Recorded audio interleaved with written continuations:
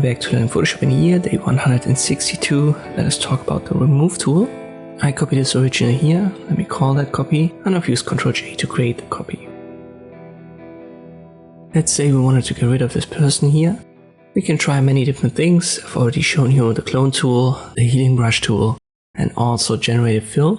But there's also a specific remove tool right here. It's the same toolbox as the healing brush tool, so J is the shortkey. The menu on top looks a little bit different, but it's very easy to understand. We have a size adjustment now. It has a slider. You can do that numerically. In my case, let me go up to around 200. It's big enough. I confirm via enter. And we have two modes for adding or subtracting to the brushed area. By default, we move after each stroke is checked.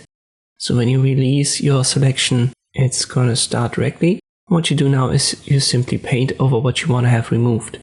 And this in principle automatically triggers the generated fill.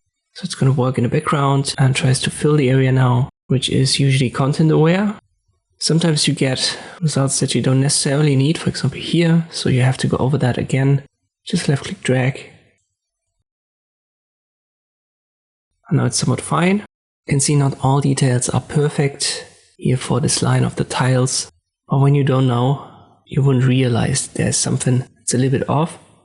Let us do that again here for the second guy. Again, just left click drag. It gives you this pinkish color.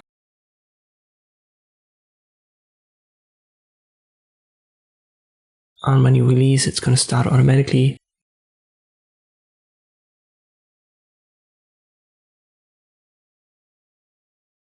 And this one looks way better. So again, you'll find it up here in this toolbox. J is the shortkey for it. It's called Remove Tool.